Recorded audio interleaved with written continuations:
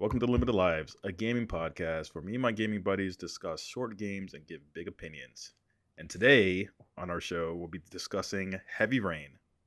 I'm Phil. I'm joined by my gaming buddies. My name is Matt, and I am pressing X very rapidly to say hello.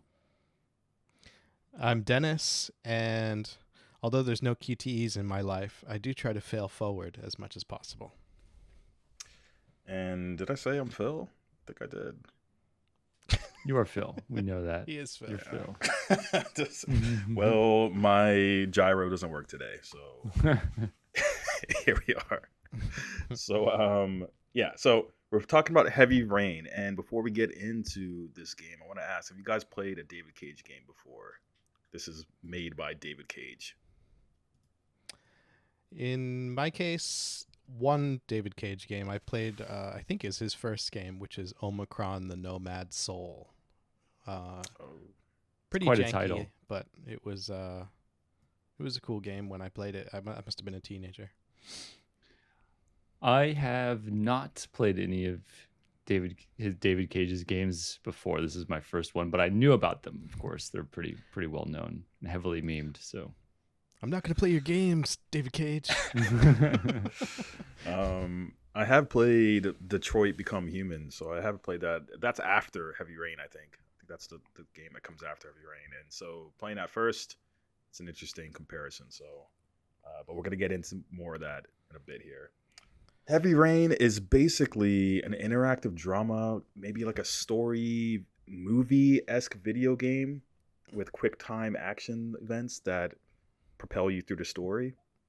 And you basically follow, the premise of the game is that you follow your main character who has lost their son, who's been abducted by a potential serial killer who's on the loose. And you have a certain amount of time to find the serial killer before your son potentially dies in the heavy rain. So that's the premise. Sean. A lot of Sean. A lot of Not Jasons. Jason. Jason's the Jason's one and that Sean's. dies. Yeah. Anyway. Whoa. Spoilers. Yeah. Maybe I shouldn't have Yeah. jumped in with that. So this game was initially released in 2010, and it was released on PlayStation 3. And as far as I know, they actually were trying to release this on Xbox to Microsoft back in the day, but Microsoft kind of turned it down because it has like themes of like has themes of child abduction. So Oops, not that. child abduction, and so that that's not a good look for Xbox. They turned it down, but Sony scooped it right up, and they were happy to release this game and market it. And it had a pretty big marketing budget. It was like $47 million or something like that. I think at the time that might seem like a lot. I don't know. That does sound like a lot Yeah. for such a Yeah. funky game and kind of a new type of game. I remember it was a very big deal when it came out. It was, yeah. It got a lot of attention. It's one of those games you would think, like, did it not launch, like, looking back, it didn't launch, like, a whole series of interactive games, like movie games, drama games. So, Yeah. There's a few out there, but yeah, it's not like it was a hit genre. No. Yeah. okay, so let me ask you guys, how long did it take you to beat it? And if you could describe this game in one sentence, what would you describe it as? And I'm going to start with Matt. Sure. Yeah. This game took me, I'd say 10 and a half hours to beat. And my thoughts on it would be, it's kind of I would say it's one of the biggest love-hate relationships I've ever had with a game. I love what they were trying to do, and sometimes they did it quite well. And it could be very interesting and engaging at certain points, but there was also this constant aggravation and annoyance with different parts of the game and like immersion breaking stuff and like just weird, like what the hell just happened type of questions that sometimes made me want to quit and uninstall the game completely. But it was also unintentionally funny a lot of the time. So yeah, it was really a love-hate with me in this game.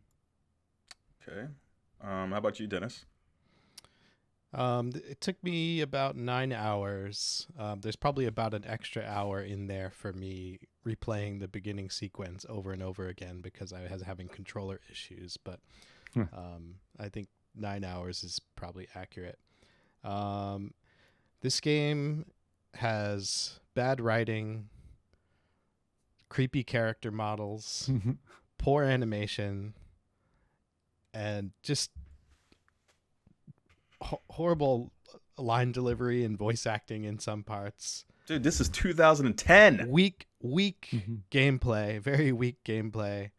And despite all that, I had a really good time with this game. That's exactly how I felt. Interesting. Okay. Yeah. For me, it took me about 10. I'm surprised you did it in 9.5 or whatever. That seems pretty quick. I did it in about 10.5 hours as well. And if I had to describe this game, I would say it's kind of like a first date. And when you see the date coming, like she's just like dressed up, looking fantastic. And you start the date and you start noticing a lot of like just weird things about this individual. And it starts falling apart midway through the date. Like, why does my date have dead eye? Why does she have dead eyes? Why does she sound like an European who's trying to be an American? Why can't she, But she why looks can't she good, though. manipulate anything with her hands? And when you finish the date, you'll tell your friends it might have been a terrible date, but you'll think about her after that. You'll think about her. She sticks with you in your mind. She at sticks with you. least. It's a memorable Yeah. experience, at least. That's Right. what I'll say about that. That So guy was all right. date, yeah, a date unlike one that you've had before, I guess. So let's jump more into this game. Let's talk about the gameplay. And Matt, if you want to lead us off and kind of give us an overview about the gameplay of Heavy Rain. Sure. So in Heavy Rain, you play as 4 different characters. One is the boy's father who got abducted. The other is a journalist named Madison, a female journalist. One is this private investigator named Scott. And then the last one is this FBI agent named Jaden. All, of course, surrounding the same story about this serial killer known as the Origami Killer. But in terms of the gameplay, there really is no difference between the 4 of them. They don't have like special. Well, I guess the FBI agent has the special glasses, but aside from that, they're basically all the same. It's mostly like watching cutscenes and performing QuickTime events during those cutscenes, and that ranges from like pressing a button once or smashing it a bunch of times or holding it down and then holding down another button, and then also moving analog sticks in wonky directions, which works sometimes and doesn't work other times. And I should mention it also has motion controls if you have a motion like enabled controller, like a Steam Deck or a Steam controller. Xbox controller, no. But if you have one of those, you have to do like motion controls as well. The QuickTime events do have an effect on the outcome of the story. It's not like they're pointless and just there for fun. They actually make a difference if you succeed or if you fail. For the most part, I think there's a few that maybe don't really make a difference, but they are important. And there are other parts where you get to like walk around and like try to search for clues and things like that, which also if you can leave without finding any clues, or you can miss things there. So you actually, your actions, it is kind of memed about as just being like a movie that you have that has quick time events, but actually I'd say your inputs and what you do actually has a big impact on the story. And there are a bunch of endings. There are like a ton of endings. I looked up a bunch. I only played it through once, of course, but there are a lot of different endings. So it does make a big difference how you play. And as you play, you constantly switch between these different characters. Like on each chapter, you're essentially playing a different character, and they're kind of all progressing at the same time. So that's like the general overview of the gameplay. For me, I think the gameplay was fun at parts, but it was also extremely frustrating. I think the most frustrating thing for me was that sometimes it doesn't tell you what action, there are points where you have to make a choice of what action you're going to take, and all you see is the direction that you have to, or the button that you have to press to do it. It doesn't actually tell you what that button is going to make you do. So you can see like one area has an X on it and then one area has a Y on it. You don't know what each one of those things is going to do. It's like in a part of the screen. So you have a general idea of which direction you're going to move in, but it doesn't actually tell you what you're going to do. So I would often do something. I would press a button that it tells me to do, and I would do an action that kind of like would prevent me from doing a different action that I wanted to do, if that makes sense. It was just frustrating though, because essentially like I didn't know what I was going to be doing when I pressed a button a lot of the time. Yeah, I think yeah. Go ahead. I was gonna say that the whole interface was a bit clumsy in the way that it was presented, and it just kind of felt. I mean, I guess it's an early version of this kind of thing, and not a lot of games have done something like this before, so you can cut it some slack for that. But it's not. It wasn't very clear a lot of the times what I was doing. You know, Right. I think they were trying. In a lot of cases, they're trying to like mimic what a certain motion is, or emulate like Yes. Yeah. opening a drawer. So you like slide the stick this way, or pull up on the controller another way to kind of almost like pre Nintendo Wii controls or something. Like when they got into the motion controls. But it just doesn't. It's hard to say because in 2010 it probably feels a lot different than it does in 2025. So Yeah. I would imagine. I mean, it's definitely a novel idea. It's not like I hate the idea. It just needed to be done better. And It seems like they could have done some real simple things to like tighten it up, like even color code, maybe certain like. I thought things. that too. Yeah, because sometimes it's not. Especially there are like QTEs are often synonymous with fast-paced movements. This has a mix of that. It has some very fast, like high tension moments where you got to like make a split-second decision, and because of that, it's very important that you are able to clearly see what you need to push. And I feel like there are a lot of times where I would miss a command, not because of my skill or I was too slow, well maybe because of my old ass eyes, but because but like sometimes it's like there's not enough difference between one command versus another command, and it's not even just like between whether you're pushing square or triangle, or whether you're moving the right stick or pushing R1. Sometimes it's like it could be the same command, but it's like, well, I have to tap it really fast because the command is vibrating, or I have to hold it because it's pulsating. Like the differences between the action you have to do with the button are often it's not that similar, consistent. too similar. Yeah. I think the ones that I failed the most were the ones that you have to do slowly with the controller stick, like because those will come out like out of nowhere when you're used to having to like do everything quickly, and suddenly you have to move something slowly, which is a bit strange. But actually, one of the characters in my game fucking died just because I didn't know what the action I was gonna do was. Like I had two options. I didn't know what either one of them was gonna do, so I just did one of them, and it's just like I just basically abandoned this character, and they just died because of that, which really annoyed the hell out of me. They also, I guess we should say, sometimes when you're picking the things, you have they're like moving in the background, like the action or whatever you're trying to, the choice is like moving, and it's like hard to see it. You know what I'm talking about? Yeah. That happened like quite a lot. So like the same thing, or even the command might say something like it might have words, and it'll just be one word like hello or regret or something, and you're like, oh, let me say this, and then when you say that, they do something else almost. Like the action they end up doing or saying is not really.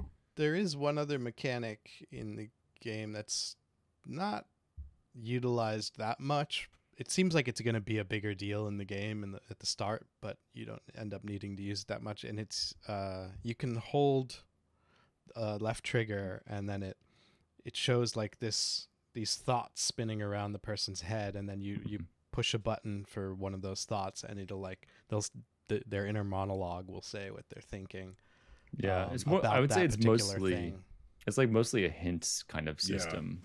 Yeah. Although it was to like push you in the right direction, right. I guess, and also like expands on the story, but it's not something I ever felt like I needed to do, and it was like a novelty.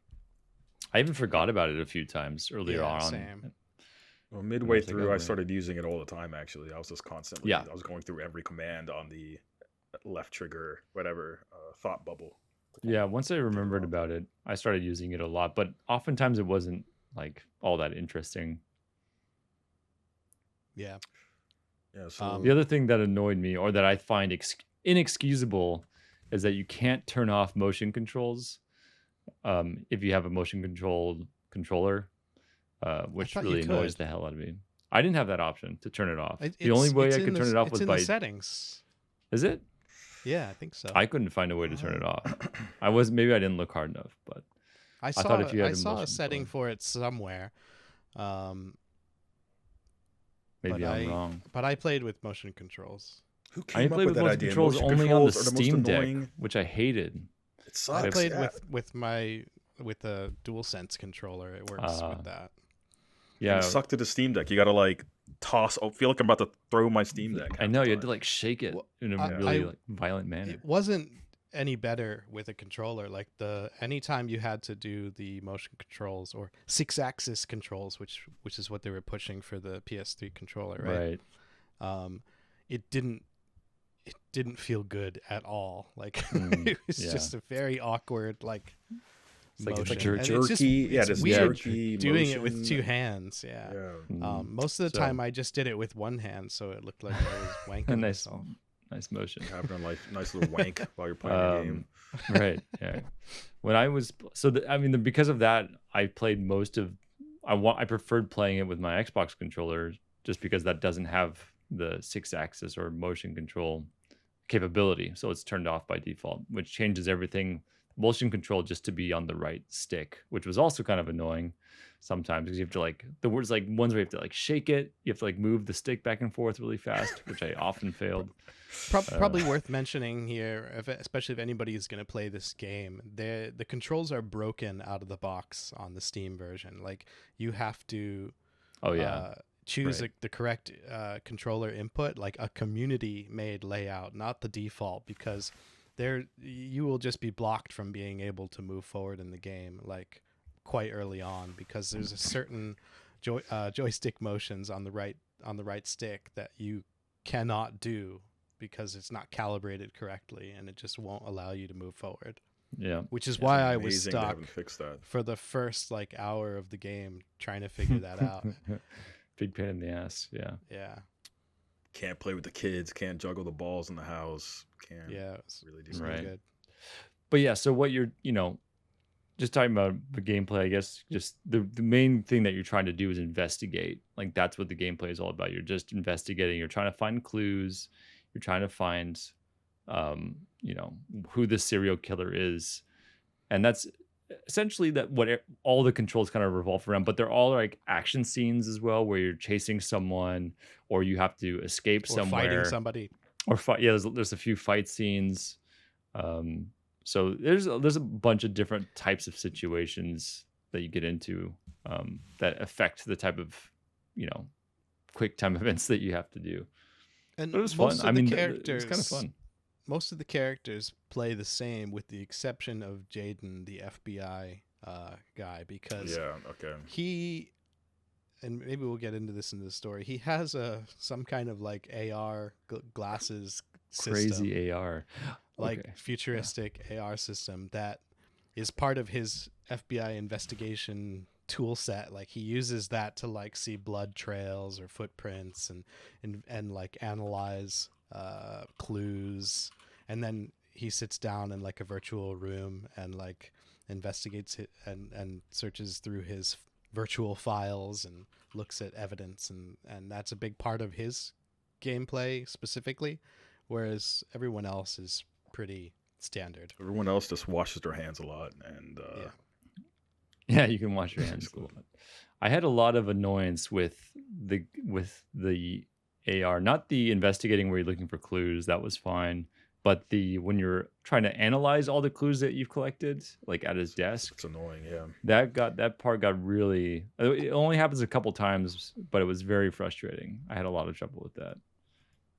Yeah, I guess it's kind of cool, but like cool looking, but it seems out concept of is place. nice. And I think David Cage is probably just a fan of Minority Report, and he was like, I want that in my game because it's basically like that. Basically, what it is. Yeah.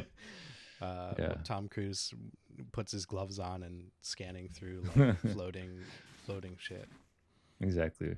I guess that pretty much sums up. I mean, there's not that much more in depth to go into the gameplay because the bigger chunk of this game is the story, really. Yeah. Which And which this I'll game talk has a about. story. Definitely This game has a story. It has a Sure pretty does. convoluted story. But essentially, as I kind of said in the beginning, like you play as like one main protagonist, and early in the story, you're out. You start off the game. You're having this like idyllic family life, playing with the kids. You have two sons. You got a beautiful wife. You got this nice house. It was You very just much like a nothing is gonna ever go wrong type of Yeah. an intro. yeah, everything is sunny. There's color. There's grass. There's just Right. play games and have a good time. and all Beautiful that sort of stuff. house. Yeah. So you're going through the motions, and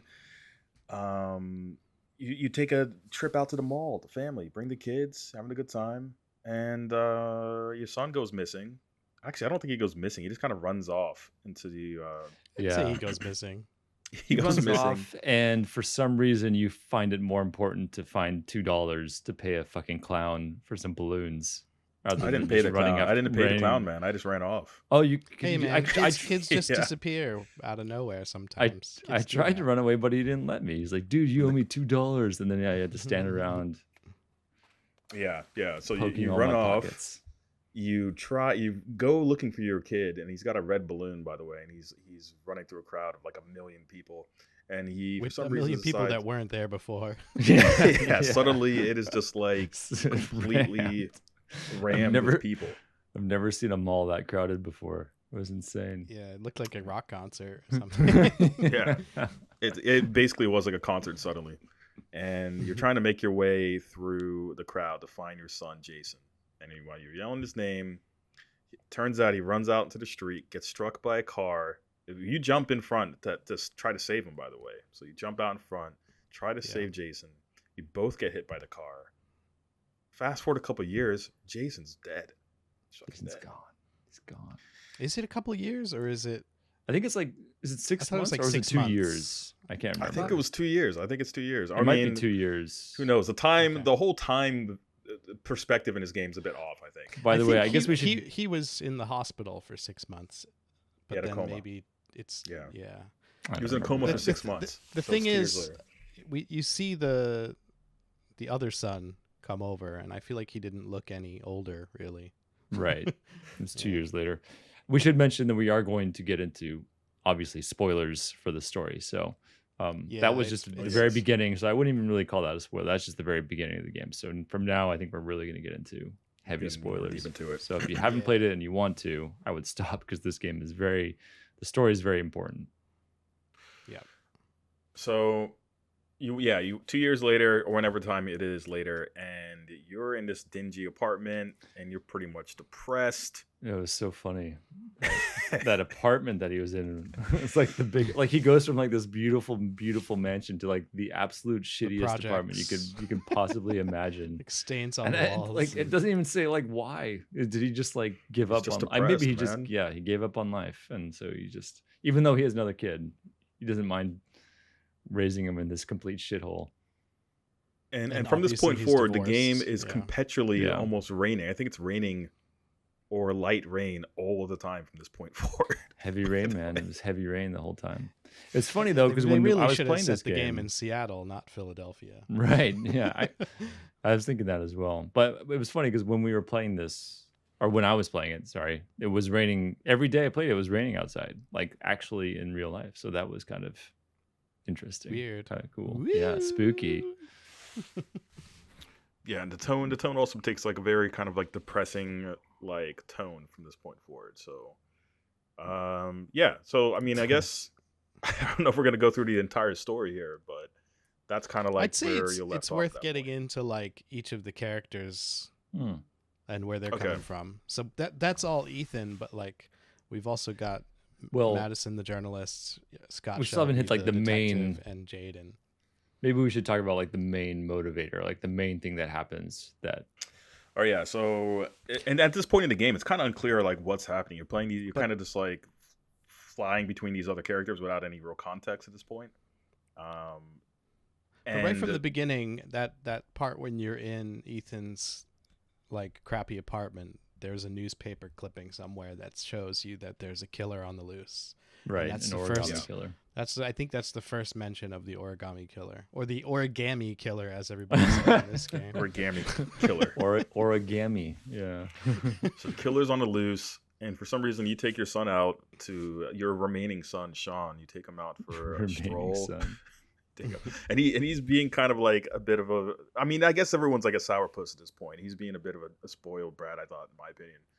But maybe he's just depressed too. I'm not going to be too harsh on Sean. I mean, his brother did die. Yeah.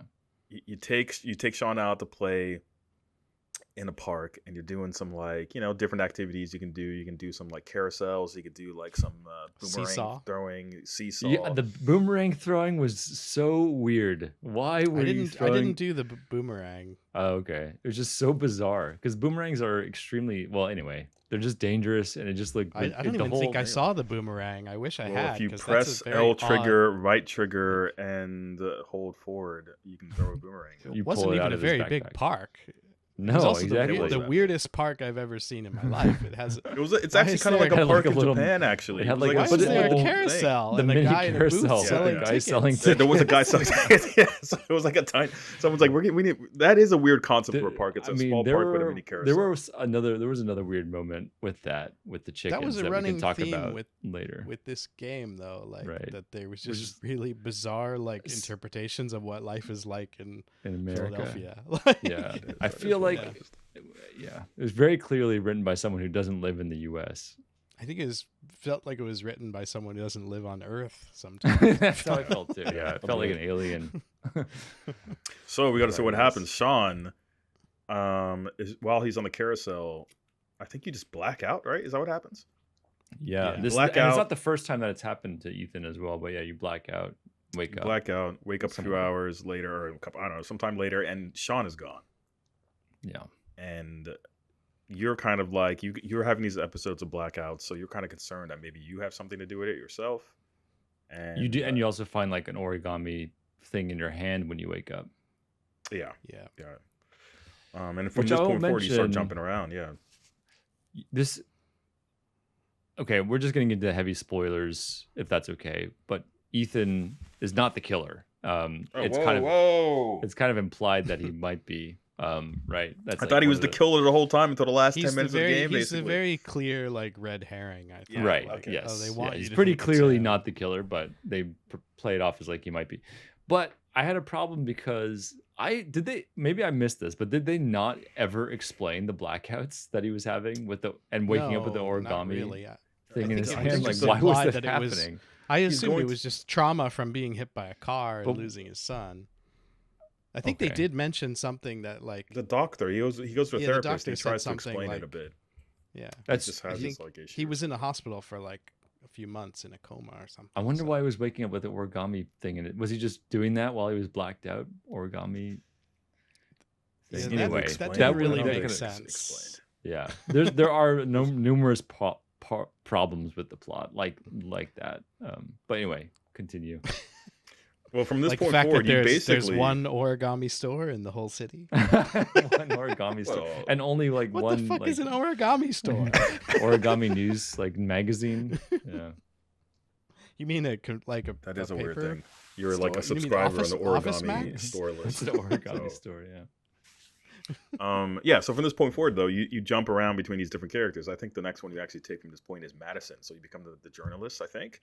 It's either Madison or Jaden, but it doesn't really matter. Yeah, it doesn't really matter. You basically go between them, and it just seems like they're all kind of clearly they're going to be connected, but they're not. It's not clear how they're connected in the early goings, and you're kind of doing separate things. So Jaden, he's investigating a murder, an origami killer murder. I think that's the first thing you're kind of like doing with him, and getting some clues on the outskirts of the murder scene, and then you got Madison, who is about to get raped and Well, killed. But it's just in her not mind, really. though. It's a dream. Yeah, you find I out think that it's was just an kinda excuse for David Cage to play off his fantasies. It was Yeah. very bizarre. And also, what the fuck? Like, she's supposed to be a journalist, and she lives in the most ridiculous apartment, like a massive downtown, really, She's got the really nicest nice, spot. modern apartment, Yeah, which a journalist definitely would not be able to afford.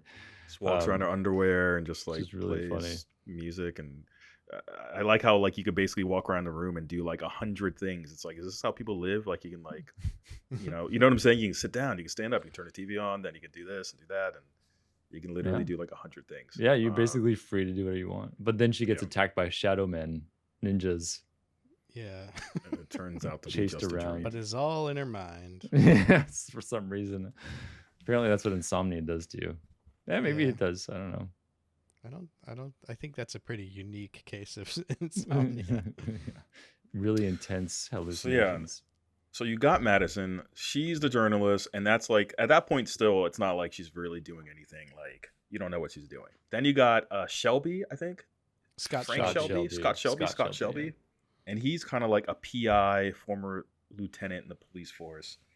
And him and Jaden seem to be really working the case like seriously, it seems like, but in separate like ways kind of thing. So you got the FBI agent who is really on the scene, and and Shelby's a PI, so he's kind of like doing his own thing and investigating on the side kind of thing.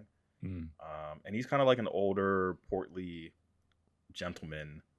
He seems like a real gentle giant, but he's also kick-ass at the same time. Yeah. He kicks some serious ass. Yeah, he gets in the most like scraps, I feel like, in this game. So He's kind of like like he reminds me of like your noir detective. Yeah. Oh yeah. Yeah. Definitely. He even has desk whiskey. Yeah. Yeah.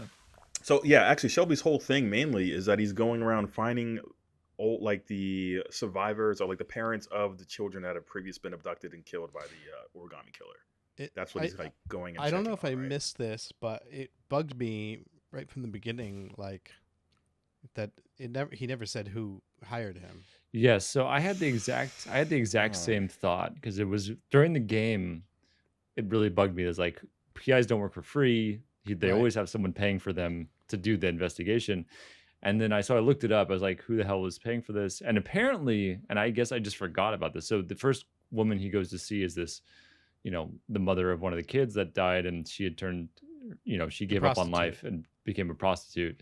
Apparently, when he goes to meet her, he tells her that the families of the victims of the origami killer hired me to investigate. So that's what he claims is the case, which I totally forgot. Yeah, I missed that. Yeah. I just thought he was doing this out of the goodness of his heart or something, actually. Right, which wouldn't make any sense at all. Yeah. But Right. So Dun, dun, he's dun. going around collecting stuff. He goes to Lauren, who's a former, I think she's like a prostitute or something. the one I was She just is talking now, about. at least. Yeah. Yeah, so she kind of joins with Shelby and agrees to help out, and then I guess it's hard to talk about it in the sense that like it jumps around so much. It's like the order for me is getting a bit like Yeah, I don't it think we doesn't have to really keep matter too going much. through the For example. entire thing, but like Yeah, we don't do setting that up through every beat. setting up the characters is good. Yeah. Yeah. So we have those four characters, and they basically have just different... Jaden. We didn't talk about yet, though. Oh, you talked a little bit about him, just like he was investigating the crime scene of one of the killed kids. Well, Jaden gets this is all weird as well, and is definitely written by someone who doesn't have a clear grasp on how law enforcement works in the United States, right. because Jaden comes in as like the FBI guy sent in to work with the local police, but they treat him like he's like some kind of rookie cop and Right. and like who doesn't have any authority. But if he's FBI, he should be in the lead detective on the case. But he's kind of just treated like another like police officer. Is that not basically. common in movies though? And it's like the FBI comes to this small town, or like But that's we don't like more- these feds. It's more Well, about they the get jurisdiction pushback. thing. Right. Yeah, but I'm like, if you're talking about hierarchy, like they treat him not Under the- just badly because he's FBI. They just treat him like a cop, basically. Right. This one it is a bit weird. They treat him like an underling Right. type of person. But I did love. I mean, I don't know how you guys played it because there's a lead cop. Basically, his name is Blake, I think, and then there's Jaden, and you kind of working. They're both trying to work this case. Blake is like created like turned like made out to be kind of an asshole cop, bad cop essentially. And you can treat him different ways as Jaden. You can be nice to him or support him, or you can be antagonistic. But I was super antagonistic with Blake, and it was always really, really fun. just like you constantly like screaming at each other is fucking hilarious. Yeah, I fought with him a lot too, and Yeah. I I think let the it, good cop, bad cop thing play out I between loved us. it. he was a very like Blake was like a very like cookie cutter stereotypical Oh, yeah. like Super bad seed, stereotypical. like dirty cop, Yeah. like beating on suspects. He means well. I suppose he means well, but he doesn't care that much for actually following the rules and stuff like that. Yeah. Right. You're a loose cannon. Give me your badge. Although it doesn't happen Yeah. like that. The Although because he his is a boss loose is also cannon. doesn't give a shit. I actually thought his boss was going to be the killer. I thought that was who was the killer, but Who was the boss? Is that just It's the just beginning? the no, he's in it a couple times, but he's not like a major character. Okay. He's like the police chief or whatever. But anyway, yeah. And Should then we you talk find about- out Madison like tricks Ethan into thinking that she's a nurse. She like shows up at his hotel that he's staying at, and like he's all fucked up because of these trials that he's doing for the origami killer. And Oh yeah. We should probably say though, for Ethan though, it becomes like a Saw movie at that point. Like, Yeah, kind of. It does. Yeah. like he has to go, and it's really like the Saw. Like he has to do all these like he gets a phone call or he gets like a message, and he has to do these trials that basically ask him to sacrifice or do something very cutting off his Painful. fingers. yeah, cutting off his finger or potentially killing someone else, like a random person at an address. Hmm. And Did you do that? Did you kill the guy? Did you guys kill the guy? I killed him. No. Oh, you didn't? You spared him? Oh man. Yeah. I'm the only one. Wait. All right. I do want to. So this is all story related, but I do want to talk about what ending we all got. But maybe before that, we should just say like kind of what happens. Madison, Ethan goes through these trials, like you said, that the origami killer sets up for him to see if he like truly loves his son, type of thing. And one of them is like hurting himself, cutting off his finger. One is killing someone else. One is like actually killing himself at the end. But Madison comes in from the side kind of out of nowhere and pretends to be like a caring person and a nurse. She says she's a nurse when she's actually a journalist. And it turns out she's trying to write a book on the origami killer. She tricks Ethan. But they end up falling like in love type of thing. There's and, no chemistry at all. There's no There's no chemistry build up to it. whatsoever. It's so fucking Yeah, I was like, forced. yo, what and a bizarre. slut, man! Come on, what They the? sleep together. Well, you don't have to. I mean, you can Okay, turn or I can't remember. Maybe you do have to sleep with her. But Maybe I was confused the entire game, by the way, guys. But when your son, Sean, is abducted, and you only have what seemed like a certain amount of hours to save him, it felt like he kept saying, "I only got like 3 or 4 hours to save him. He's got 4 hours left," and I'm like, dude, he's sleeping, he's having sex. Like, when are these 4 hours? You know what I'm saying? It felt like days or something. Like, I was confused. It was only right? a couple. It was only a couple days long. I think maybe 2 or 3 days. But the sex was definitely questionable because yes, that's losing time on finding Jason. But I think it was 3 to 4 days. They said is how long the victims are gone for. I think and it's because they figure it out because it's how much rain falls. It's supposed to be like up to 6 inches, and then they die. It's a pretty They cool get way to kill somebody. They get drowned in rainwater is how it works. But I think the recovery time of him sleeping makes sense because he's basically every single trial, Ethan's going through absolute hell and getting completely fucked up. And he comes back and he has to like rest and recover. So that made sense. But the sex. And did these trials not seem extremely like rushed? Or I just felt like the first one was so sudden, and I'm like, why is he doing this? Like, why would you like? Did he find these clues and like, okay, for example, going through the glass, he shows up at a warehouse for one of these trials, and he has to like go through broken glass and the power plant. Yeah, the power plant. There's all That's this the random weirdest shit. one. Like, is he That's even the going the right weirdest way? one. Yeah. That one was so bizarre. That one didn't really make any sense to me. Like, what power plant even like has that kind of a room where all like these sparks and shit are flying out? And why was it even on? It was supposed to be like abandoned. Anyway, Yeah, it was weird. you have to suspend your disbelief for some of it. Bad guys for have a like lot of it. a lot of powers. Yeah. So, But yeah, so they get into a relationship. He finds out. And then there's like a police chase. He like has to escape. The police are after him. Also, it made no sense. They had a fucking helicopter there, and somehow he just gets in a car and drives away. If you successfully run away through the quick time events, which made no sense. But then, and then it just kind of goes on, and then you're all looking for the son, and in the end, we'll just say you find out that it was Scott Shelby. They kind of all find this out at the same time, all the characters. You find out it's the character you were playing as, that PI, is the killer, or the origami killer. And depending on what you do, though, you can either, there's a lot of different possibilities. So like Sean can die, Sean can live, Ethan can die, Ethan can live. I think all of them basically can die or live. Yeah, I think, yeah. Nobody died in my game. Nobody? Wow. You saved Nobody. everyone? Damn. Okay. You say And Lauren? that's not. Can you and say that's Lauren? not because I was really trying to keep people alive. That's just how it played out. Nobody died. So you were able to fail one of the trials because you didn't kill the dude, and you were still able to save Sean. Mm-hmm. Oh, I didn't know that. I thought you had to do that.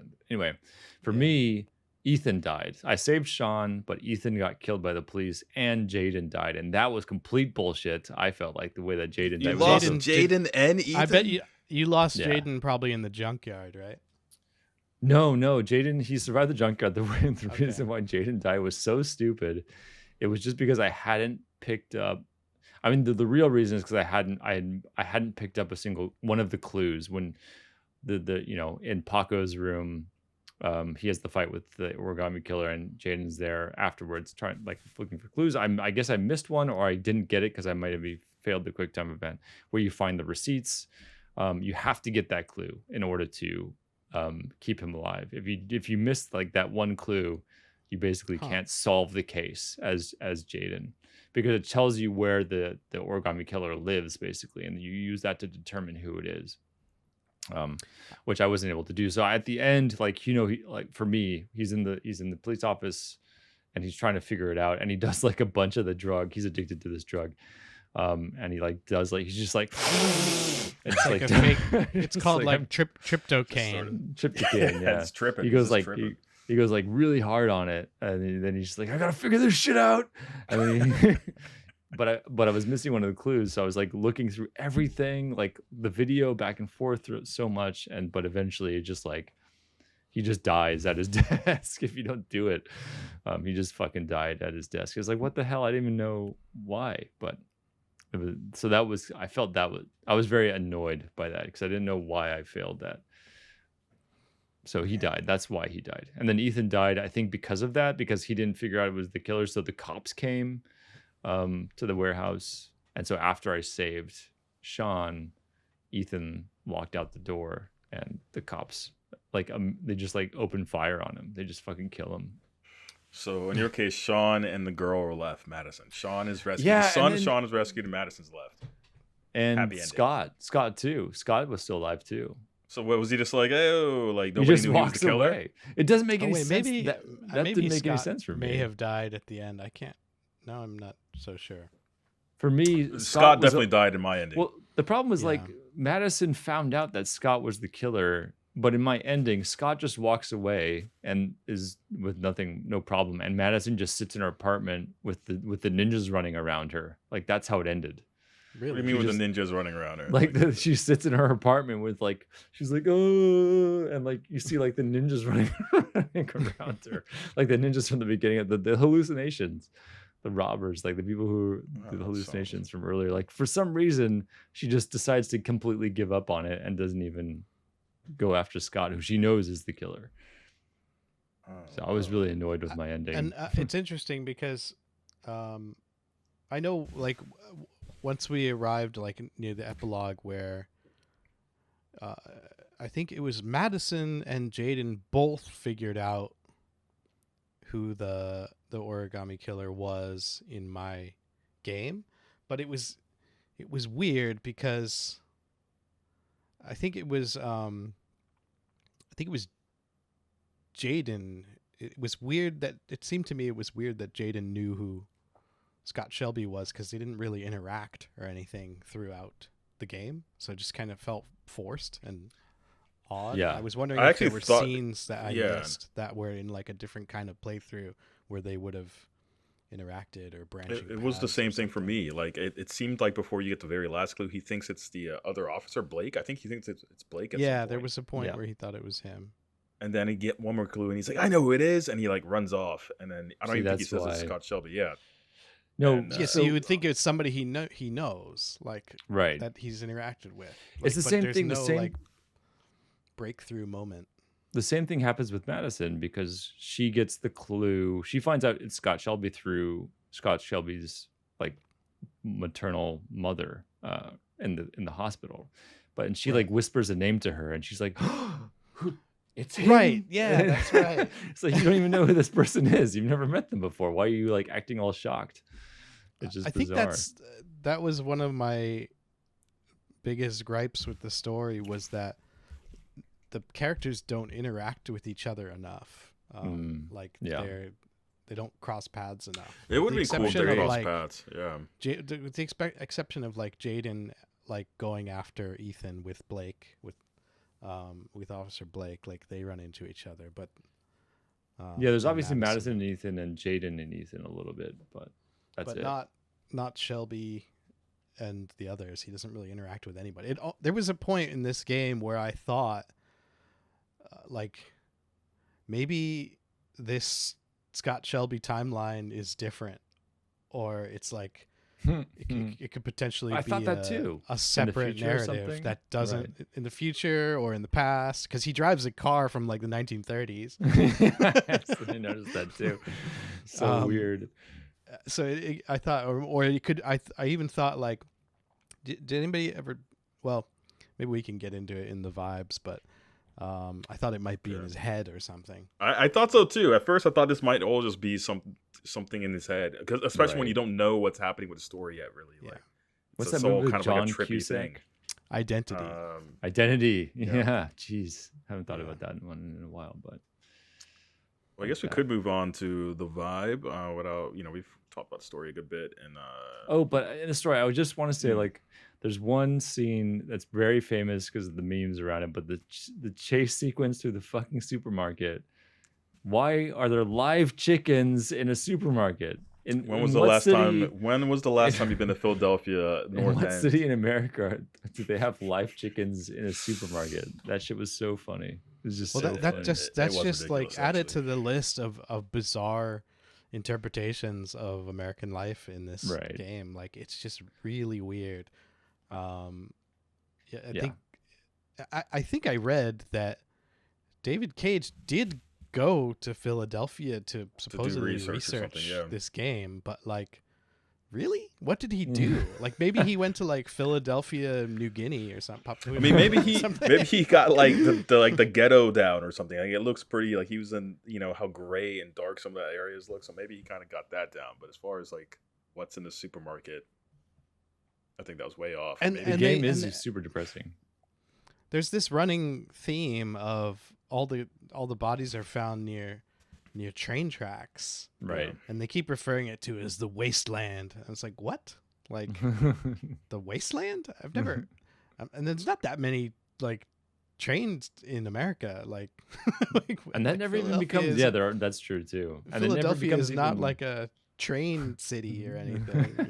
It's weird. It is very bizarre. Was there a real reason for that? Actually, they never really explained. No, that's the thing. Like there's a lot of these like things that they pretend as like their clues or like their key parts of the mystery, but it never gets mentioned. The same with the flowers, maybe, or maybe just like the mom likes the flowers, but why was the flowers everywhere? Like the smell. You know what I'm saying? Every murder scene had flowers. Like I also have a question. Why does Ethan's wife point at Ethan as a suspect? She goes to the police. This is the whole reason why the police even suspect Ethan at all, and that becomes a major plot point through the rest of the game, is because Ethan's wife goes to the police and says, my husband is the killer. But why the fuck does she do that? Doesn't he tells her that she blacks out, or that he blacks out sometimes, and I think you can choose to tell her that. In my game, I think I did tell her that, so that might be just like a loose end plot hole that doesn't work if you don't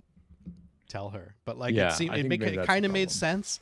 I think she just assumed that I did it, and because I said I blacked out and I didn't know what was happening. Yeah, and even Ethan thinks that he's the killer. But yeah, Ethan also kind of thinks he was. Yeah, Ethan. Yeah, and that's fine. So. That's fine. It's just about the police. They suddenly think that Ethan is. They've decided he's the killer, and that's all because the wife like said that. So it was just a big question mark for me weird moment. But yeah, we're gonna jump into the vibe and like kind of go over the overall like feeling of the game. Dennis, you want to lead us with that? Yeah, so I think I don't know, my interpretation of the vibe of this game now in 2025 probably would be a lot different if I had played this game when it came out, um but I think what they're going for is sort of like a Seven or the Bone Yeah. Collector or Along Came a Spider, those like kind of newer style neo noir detective stories that were pretty popular in like the 90s. It's kind of going for that, but through the lens of I guess David Cage, which is kind of seems like through the lens of an alien, as we've been saying. Like Yeah. it has all of the like the beats of those kind of stories, but just at these weird peppering of and like flair of odd choices that kind of throw things off and make this game a comedy for me. Like Yeah. I thought the Yeah. reason I had fun with the game was because of how ridiculous and hilarious everything was my whole way through.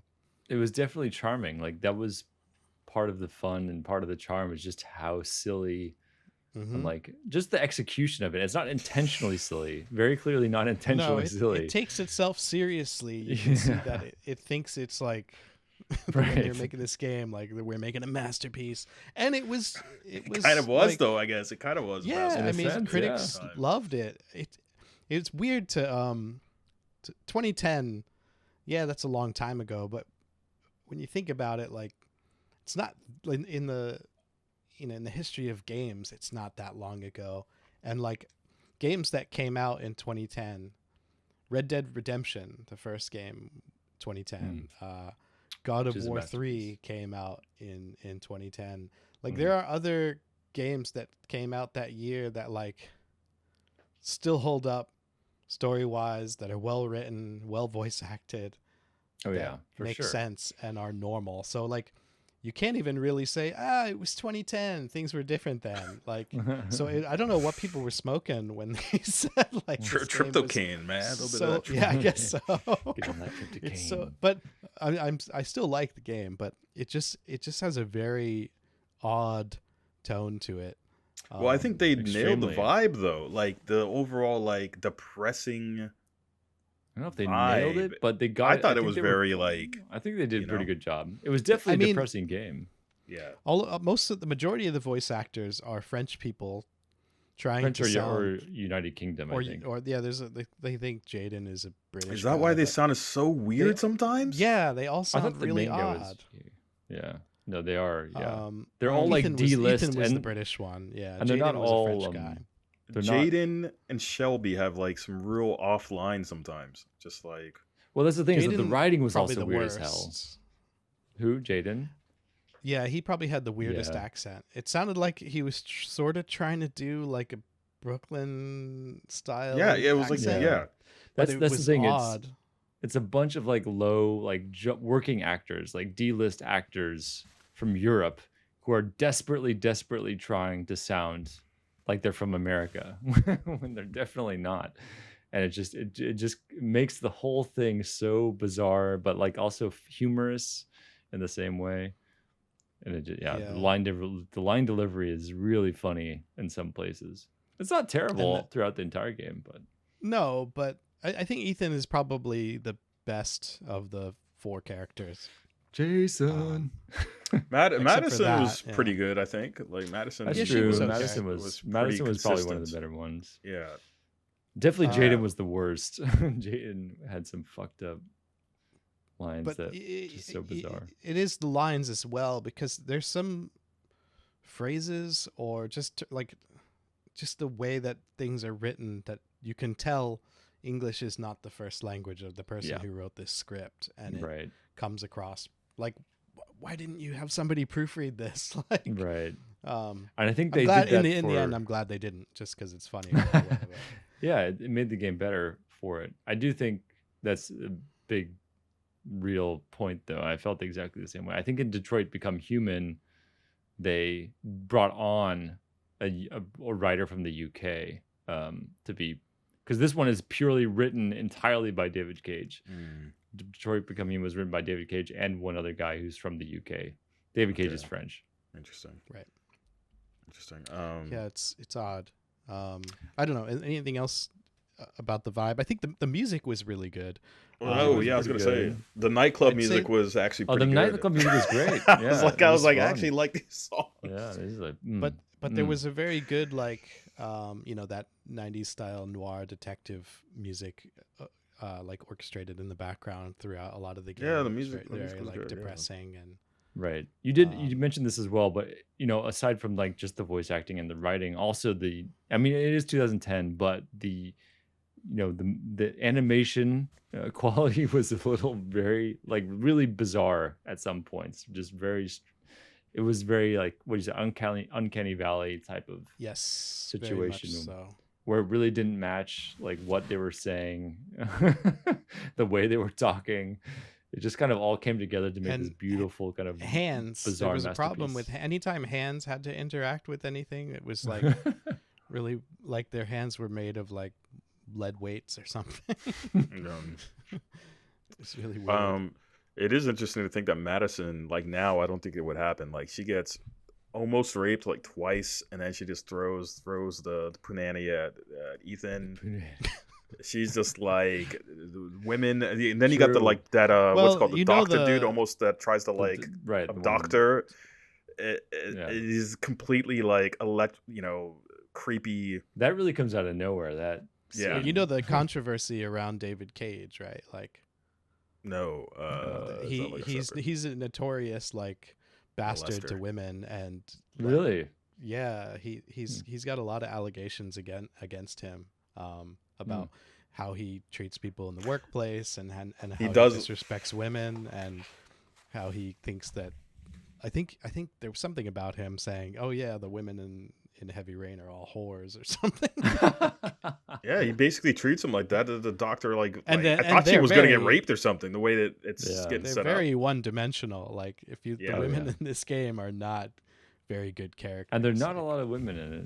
It's just like it's Madison and Ethan's wife. Is there anyone else? There's the Lauren, who is also a whore. Is a prostitute. She's a literal whore. Literal. Yeah. And I like when Madison has to sneak into the club, and she's like, "Yeah, I just gotta get cute, gotta get sexy. Just tear the skirt up, off. Just open up, get the titties out, rip my dress off." Yeah. Then she just comes back and does a little slut dance, and that guy starts doing. I know you see the dude who's like watching. She's trying to like get the guy to invite her. And he's got like he starts sticking his tongue out, and he's just licking his lips. It was so funny. It was so over the top, like disgusting, perverted man monster sitting over there. So it's funny. Pre Me Too. That's what that was. Right. I miss the days. Can we not go back a little bit, guys? You know what I mean? Like, right. When we were all innocent and we, we could laugh about it. Yeah. A little bit of racism here and there. It's fun, right. kind of. It was having a good time, yeah. Non-harmful racism is not that bad. Coming from me, this sounds weird to say, but. Also, there was a weird thing. It just, I don't know. It just popped up once, especially with the AR glasses. Just like, it's either obviously modern day, like 2010 or whatever, but then suddenly like these weird major leaps into technology just appear out of nowhere, like the AR glasses that Jaden has are just utterly ridiculous. I was gonna ask you guys if there was some point in your game where that was ever explained, because it wasn't in mine, and it felt like it was with the FBI, man. Like it was a holdover from like another game that he wanted to make, and he just this thing is so cool. We got to put it in this, man. Right? It's it didn't make cool. any Makes sense. No sense, but no, and it's never mentioned why Jaden has this incredible technology. Like, It's like a wizard. There's a scene where he's sitting in the police station, like playing like Turbo Breakout. Oh right, yeah. But like the AR version, like in the police station with a virtual ball bouncing it against a brick wall, and it's like this seems like a big deal. Where did he get Right. this alien technology? It's technology, yeah. Yeah, Could they do use set it up this. too when he's like he first gets his office in the police station. And it's like this dingy like storage room almost, Right. but he's like, fortunately, he's got an AR like Right. office space that he can set up, and it's just like fucking awesome looking. So And this is obviously Yeah. way before, the Oculus or like Steam VR or any of that stuff. So it's actually a little it bit did remind me of when visionary. you get into like a Quest now, and then For sure.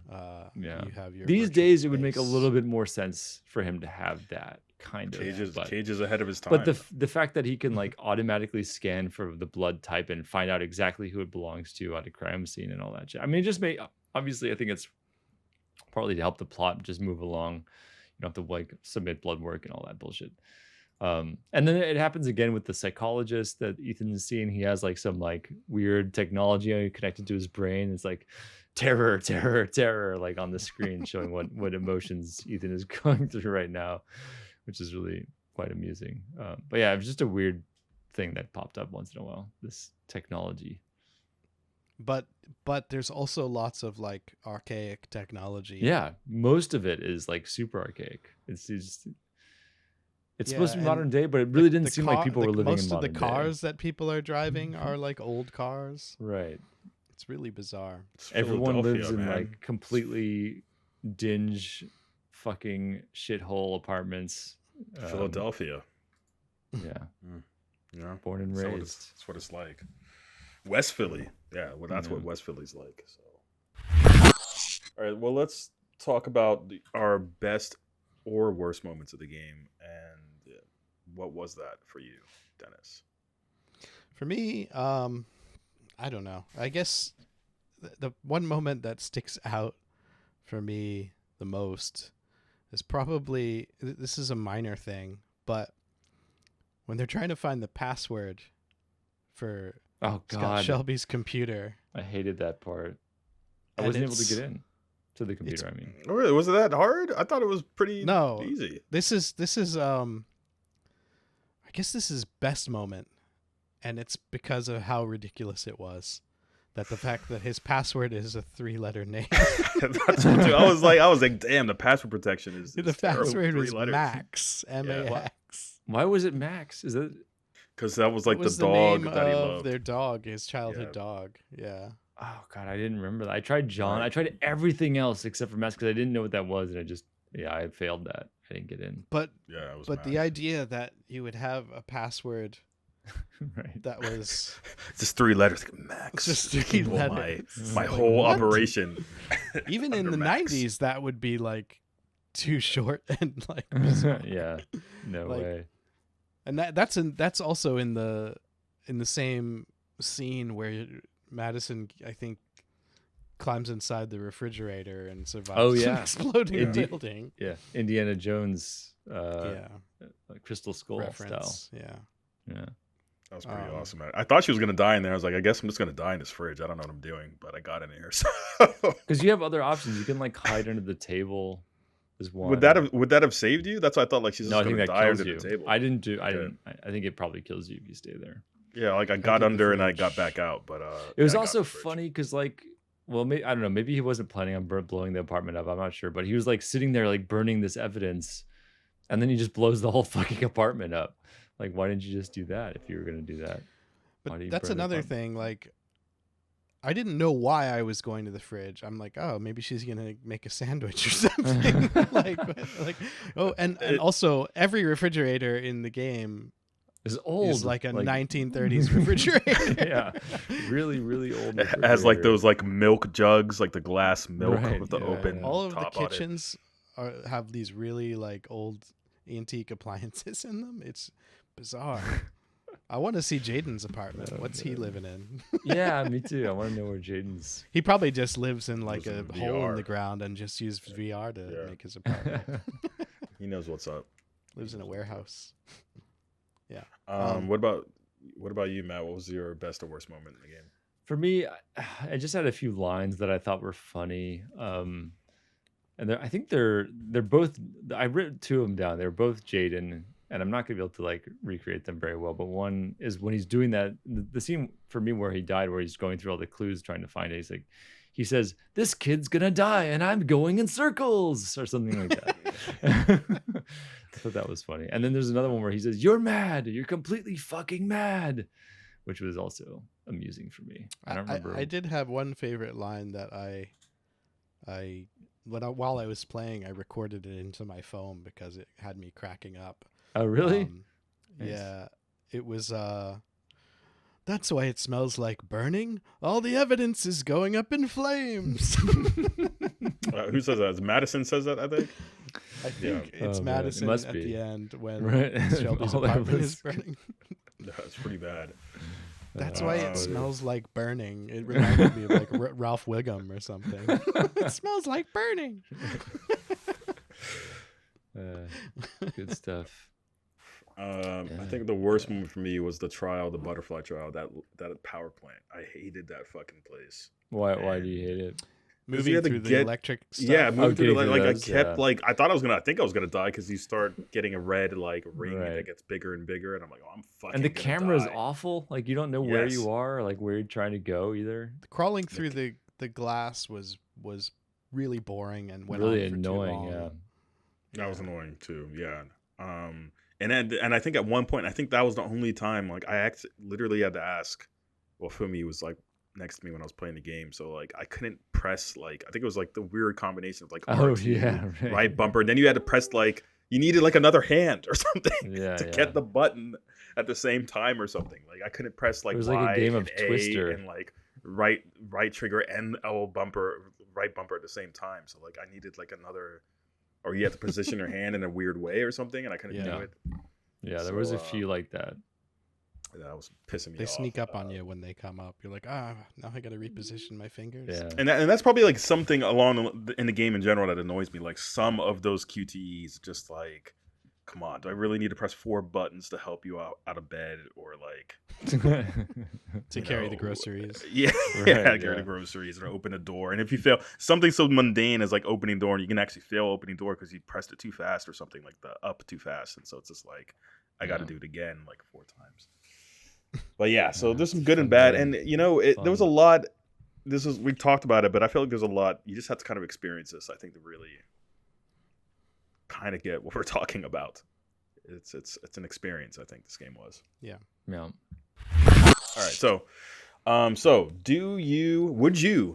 would you consider this a limited lives game, and do you recommend it?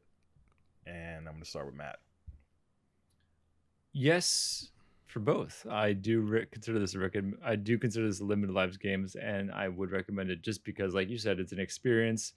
I think one of the reasons why it was so heavily praised when it came out is just because it was kind of it still is pretty novel. Like it's a pretty unique idea for a game, and there really aren't that many games like this. So, and it was silly, not intentionally, and also interesting. And I don't know, I had fun with it. As many frustrations as there were with it, I did have a good time with it. So I would recommend it. Okay, cool. How about you, Dennis? Yes, I would recommend it, and I'm surprised I came out that way. Like I went into this worried I was gonna not like this game because I thought it might be too dated, and I remember all the memes about it and how it's kind of treated like a joke now. But because of that, I think is partly why I enjoyed it. It was, I think, and it's a cheap game. You can get it on Steam now, so it's definitely worth. I think if you have any interest at all, it's a fun experience. It's a fun story to experience with all its absurdities. It's definitely worth it. Agreed. I would say, think, yeah. I would say there's not many games like it, but if this kind of game does interest anyone, Supermassive, the developer that makes they make games very similar to this, horror games.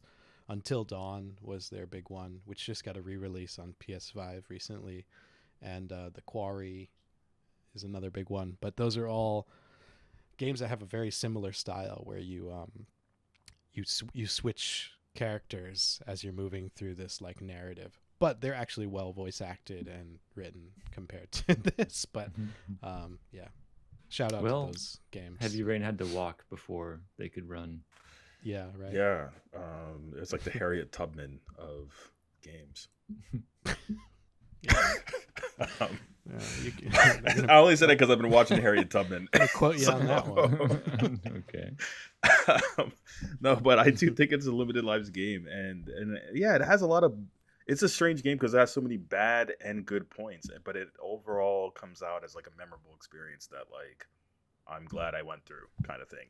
Even with all the bad points, it's a good thing to go through, and it was fun. So yeah, if you feel like being depressed for a weekend, and it is just about 10 hours, so it's just on that line, but yeah, I think it's a good playthrough. And for me, I'll say it did not feel long. It didn't feel like 10 hours for me. Like it kind of went by pretty quick. I don't know. Yeah, same. And because I was just having fun with it most of the I time. agree, and it's also because of the chapter, the way the chapters kind of play out, and it's kind of short. The like pacing was good. 10 minutes. That's one thing I think they did quite well. Was the pacing was very good. Thanks for listening today. Our next game is going to be RoboCop Rogue City. And remember, you can follow us on Blue Sky and Instagram at Limited Lives Cast, and also on X, which is Limited Lives Pod, and over on YouTube, of course, which is Limited Lives TV. So, and if you got any questions or anything you want to say to us, you can always email us at limitedlivescast@gmail.com. And remember, every gaming moment is a chance for greatness.